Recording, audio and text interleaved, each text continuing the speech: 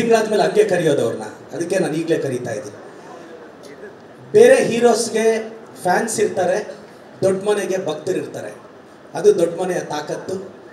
ಕರ್ನಾಟಕದಲ್ಲಿ ನನಗಿಬ್ಬರು ಇಷ್ಟ ಶಿವಣ್ಣ ಸರ್. ಒಂದು ನನಗೆ ಜನ್ಮ ಕೊಟ್ಟ ಅಪ್ಪ, ನಾನು ಇಷ್ಟಪಟ್ಟ ಅಪ್ಪು, ಇವರಿಬ್ಬರು ನನಗೆ ತುಂಬ ಇಷ್ಟ ಸರ್. ಇವತ್ತು ಫಾದರ್ ಅನ್ನೋ ಟೈಟ್ಲು ಎಲ್ಲೋ ಕೇಶವಾರದಿಂದ ಬೆಂಗಳೂರಿಗೆ ಬಂದು ಒಂದು ಸಾಮ್ರಾಜ್ಯ ಕಟ್ಟಿದಂಥ ಚಂದ್ರು ಅವರು, ಫ್ಯಾಮಿಲಿ ಅಂದರೆ ಹೇಳ್ತಿರ್ತೀನಿ FAMILY, father and mother I love you ಅಂತ, ಅದು ಫ್ಯಾಮಿಲಿ ಅಂದರೆ. ಫಾದರ್ ಅಂತ ಟೈಟ್ಲ್ ಇಟ್ಟಿದ್ದಾರೆ. ಸೆಲೆಬ್ರಿಟೀಸು ಪೊಲಿಟಿಷಿಯನ್ಸ್ ಆಗ್ತಾರೆ, ಆದರೆ ಪೊಲಿಟಿಷಿಯನ್ಸು ಸೆಲೆಬ್ರಿಟಿ ಆಗೋಕ್ಕೆ ನನಗೆ ಕಾರಣ ಆದಂಥ, ನನಗೆ ಜನ್ಮ ಕೊಟ್ಟ ನನ್ನ ಫಾದರ್ನ ಸ್ಮರಿಸ್ತಾ ಈ ಫಾದರ್ ಸಿನಿಮಾಗೆ ಒಳ್ಳೇದಾಗಬೇಕು. ಫಾದರ್ ಅನ್ನೋ ಟೈಟ್ಲ್ ಬಗ್ಗೆ ಒಂದು 2 ನಿಮಿಷ ಮಾತಾಡ್ತೀನಿ. ನನ್ನ ಸಕ್ಸಸ್ಸೇ ನನ್ನ ತಾಯಿ, ಆದರೆ ನನ್ನ ತಾಯಿಯ ಸಕ್ಸಸ್ಸೇ ನನ್ನ ತಂದೆ. ಆದರೆ 2ನೇ ಲೈನ್ನ ನಾವು ಮರೀತಿದ್ದೀವಿ. ಅಪ್ಪನ ಇಂಪಾರ್ಟೆನ್ಸ್ ತುಂಬ ಇರುತ್ತೆ. ಎದೆ ಹತ್ತಿರಕ್ಕೆ ಬೆಳೆದಂಥ ಮಗ ಬಾನೆತ್ತರಕ್ಕೆ ಬೆಳೀಲಿ ಅಂತ ಕರ್ನಾಟಕದ ಎಲ್ಲ ಹುಡುಗಿರಿಗೆ ಈ ಟೈಟ್ಲ್ ಜೊತೆ ಅಪ್ಪನ ವ್ಯಾಲ್ಯೂ ಹೇಳ್ತೀನಿ. ಚಿಕ್ಕ ವಯಸ್ಸಲ್ಲಿ ಮಗಳನ್ನ ತಂದೆ ಫ್ರಂಟಲ್ಲಿ ಕೂರಿಸ್ಕೊಂಡು ಬೈಕ್ ರೈಡ್ ಮಾಡ್ತಾರೆ. ಯಾಕೆಂದರೆ ಅಪ್ಪಗೆ ಮಗಳು ಯಾವತ್ತೂ ಮುಂದೆ ಇರಬೇಕು ಅಂತ ಆಸೆ. ಬೆಳೆದ ಮೇಲೆ ಬಾಯ್ ಫ್ರೆಂಡ್ ಹುಡುಗಿನ ಹಿಂದೆ ಕೂರಿಸ್ಕೊಂಡು ಓಡಿಸ್ತಾನೆ. ಬಾಯ್ ಫ್ರೆಂಡ್ಗೆ ಯಾವತ್ತೂ ಹುಡುಗಿ ಹಿಂದೆನೇ ಇರಬೇಕು ಅಂತ ಆಸೆ. ಇದು ತಂದೆಗೂ ಬಾಯ್ ಫ್ರೆಂಡ್ಗೆ ಇರೋ ಡಿಫ್ರೆನ್ಸು. ಮೋಸ್ಟ್ಲಿ ಟ್ರಾಲ ಗೊತ್ತಲ್ಲ ಸರ್? ಹಾಂ, ಗೊತ್ತು. ಇದು this is the reason father ಅನ್ನೋ ಟೈಟ್ಲ್ ಬಗ್ಗೆ ಮಾತಾಡ್ತಿದ್ದೀನಿ. ತುಂಬ ಜನ ಬೆಳೆದ ಮೇಲೆ ಒಂದು ವಯಸ್ಸಿಗೆ ಬಂದಮೇಲೆ ಇಂಥ ಕಾಲೇಜ್ಗೆ ಹಾಕ್ರಿ ಅಂತ ಹೇಳೋದೇ ಅಮ್ಮನ ಕೆಲಸ, ಆ ಕಾಲೇಜಿಗೆ ಫೀಸ್ ಕಟ್ಟೋದು ಅಪ್ಪನ ಜವಾಬ್ದಾರಿ. ಇಂಥ ಹುಡುಗ ಇರಲಿ ಅಂತ ಹೇಳೋದು ಅಮ್ಮನ ಜವಾಬ್ದಾರಿ. ಚೌಲ್ಟ್ರಿಗೆ ಅಡ್ವಾನ್ಸ್ ಕೊಡು, ಸಾಲ ಮಾಡು, ಬಡ್ಡಿ ಕಾಸು ತಗೊಂಬ, ಮುತ್ತೂಟ ಮಣ್ಣಾಪುರಮಲ್ಲೂ ಗೋಲ್ಡ್ ಇಡು, ಇದೆಲ್ಲ ಅಪ್ಪನ ಹೆಗಲಿಗೆ. ಸೊ ಈ ಅಪ್ಪನ ಕಷ್ಟ ಗೊತ್ತಾಗ್ತಿಲ್ಲ.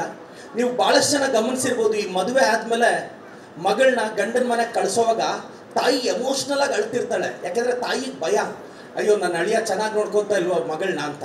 ಆದರೆ ದೂರದಲ್ಲಿ ಅಪ್ಪ ಸೈಲೆಂಟಾಗಿರ್ತಾರೆ. ಯಾಕೆಂದರೆ ಅಪ್ಪನಿಗೊಂದು ಕಾನ್ಫಿಡೆನ್ಸ್, ಬೈ ಮಿಸ್ಟೇಕ್ ಅವ್ನು ಕೈ ಕೊಟ್ಟರು ಮತ್ತೆ ನನ್ನ ಯುವರಾಣಿ ಥರ ನೋಡ್ಕೊತೀನಿ ಹೋಗು ಮಗಳೇ ಅಂತ ಆ ಸೈಲೆನ್ಸಲ್ಲೇ ಅಪ್ಪ ಮೆಸೇಜ್ ಪಾಸ್ ಮಾಡಿರ್ತಾರೆ. ಮೋಸ್ಟ್ಲಿ ಈ ಮೆಸೇಜು ಎಷ್ಟು ಜನಕ್ಕೆ ಗೊತ್ತಿರುತ್ತೆ ಅಂತ. ತಂದೆಯ ಬಗ್ಗೆ ಬರೆಯೋಕ್ಕಾಗಲ್ಲ, ವಿವರಿಸೋಕ್ಕಾಗಲ್ಲ, ವಿಶ್ಲೇಷಿಸೋಕ್ಕಾಗಲ್ಲ. ಭಾಳಷ್ಟು ಜನ ಹುಡುಗರು ನಾವು ಮನೆಯಲ್ಲಿ ಯಾವತ್ತಾದರೂ ಕಣ್ಣೀರು ಹಾಕಿದ್ರೆ ಅಮ್ಮ ಬಂದು ಒರೆಸ್ತಾರಲ್ಲ, ಸೂಪರ್. ತಿಂಗಳಿಗೊಂದ್ಸಲ ಅಳ್ಬೋದಾ? ಇಲ್ಲ 6 ತಿಂಗಳಿಗೊಂದ್ಸಲ ಅಳ್ಬೋದಾ? ತಿಂಗಳಿಗೊಂದ್ಸಲ ಕಣ್ಣೀರು ಹಾಕ್ತೀವಿ ಅನ್ಕೊಳ್ಳೋಣ ಚಿಕ್ಕ ವಯಸ್ಸಲ್ಲಿ. ಅಮ್ಮ ಒಂದು 10 ನಿಮಿಷ ನಮ್ಮನ್ನು ಕಣ್ಣೀರು ಕಂಟ್ರೋಲ್ ಮಾಡಿಸ್ತಾರೆ. ಆದರೆ 29 ದಿನನೂ ನಾವು ಅಳ್ದಂಗೆ ಆ ಮನೆಯಲ್ಲಿ ನಮ್ಮನ್ನು ನೋಡ್ಕೊಂಡಿದ್ದ ಅಪ್ಪನೇ ಅಲ್ವಾ? ಸೊ ಇದನ್ನು ನಮ್ಮ ಸೊಸೈಟಿ ನೆನ್ಪಿಟ್ಕೋಬೇಕು ಅಂತ ಹೇಳ್ತಾ, ಚಂದ್ರು ಸರ್ ಧೈರ್ಯವಾಗಿರಿ. ಇಟ್ಟು ಪ್ಲಾಫ್ ಜೊತೆ ಸಂಬಂಧ ಬೇಡ. ನೀವು ನಾವೆಲ್ಲರೂ ಬೆಂಗಳೂರಿಗೆ ಸೋಲಕ್ಕೆ ಬಂದವರು, ಗೆಲುವೆಲ್ಲ ನಮಗೆ ಕಾಂಪ್ಲಿಮೆಂಟ್ರಿನೇ. ಗೆಲುವೆಲ್ಲ ಕಾಂಪ್ಲಿಮೆಂಟ್ರಿನೇ. ನಾವೆಲ್ಲ ಬೆಂಗಳೂರಿಗೆ ಸೋಲಕ್ಕೆ ಬಂದವರು. ನನಗೆ ಗೊತ್ತಿರೋ ಪ್ರಕಾರ ಗೆಲ್ಲಕ್ಕೆ ಬಂದಿರೋರೆಲ್ಲ ಬೆಂಗಳೂರಿಗೆ ಸೋಲ್ತಾ ಇದ್ದಾರೆ. ನಾವು ಸೋಲಕ್ಕೆ ಬಂದು ಗೆಲ್ತಾ ಇದ್ದೀವಿ. ಗೆಲ್ಲಬೇಕು ಅಂದಾಗ ಭಯ ಬರುತ್ತೆ, ಭಯ ಬಂದರೆ ಸೋತೋಗ್ತೀವಿ. ಸೋಲಕ್ಕೆ ರೆಡಿ ಇದ್ದಾಗ ಭಯ ಬರಲ್ಲ, ಗೆದ್ದು ಬಿಡ್ತೀವಿ. ನಾನು ಹಂಗೆ ಅಲ್ವಾ ಗೆದ್ದಿದ್ದು. ನಾವೆಲ್ಲ ಗೆಲ್ಲಬೇಕು ಅಂತಿದ್ದಾಗ ಸ್ವಲ್ಪ ಈ ಜನ್ರೇಷನ್ನು ಒಂದು ಎಷ್ಟೋ ಜನ ನಂತರ ಹುಡುಗರು ಚಂದ್ರನು ಬೆಂಗಳೂರಿಗೆ ಬಂದು ಕಷ್ಟಪಟ್ಟರು, ನಾನು ಬೆಂಗಳೂರಿಗೆ ಬಂದು ಕಷ್ಟಪಟ್ಟೆ. ಇನ್ನೇನು ಲಗೇಜ್ ಎತ್ಕೊಂಡು ಮೆಜೆಸ್ಟಿಕ್ಕಿಂದನೋ ರೈಲ್ವೆ ಸ್ಟೇಷನಿಂದನೋ ಊರಿಗೆ ವಾಪಸ್ ಹೋಗೋಣ ಅಂದರೆ ಒಂದು 5 ನಿಮಿಷ ಪೇಷನ್ಸ್, ಒಂದು ರೈಟ್ ಟರ್ನ್ ತೊಗೊಂಡ್ರೆ ಹತ್ರದಲ್ಲಿ ವಿಧಾನಸೌಧ ಇದೇನೋ ಅಂತ ನನಗೆ ಗೊತ್ತಾಯಿತು. ಅದಕ್ಕೆ ಮೊನ್ನೆ 10 ತಿಂಗಳಿಂದ MLA ಆಗಿ ಎಲೆಕ್ಟ್ ಆದೆ. ನಾನು ಈ ಸಿನಿಮಾ ತಂಡಕ್ಕೆ ಒಳ್ಳೇದಾಗಲಿ ಅಂತ ಬಯಸ್ತಾ, ಚಂದ್ರು ಸರ್ ಧೈರ್ಯವಾಗಿರಿ, ನೀವು ಗೆದ್ದೇ ಗೆಲ್ತೀರಾ. ವೇದಿಕೆಯಲ್ಲಿ ನಮ್ಮ ಅಹಿಂದ ನಾಯಕರು ನಮ್ಮ ರೇವಣ್ಣ ಸಾಹೇಬ್ರಿದ್ದಾರೆ. ನಾನು ಇಷ್ಟಪಡೋ ಶಿವಣ್ಣ ಸರು, ಗೀತಕ್ಕನವರು, ನಮ್ಮ MP ಅವರು.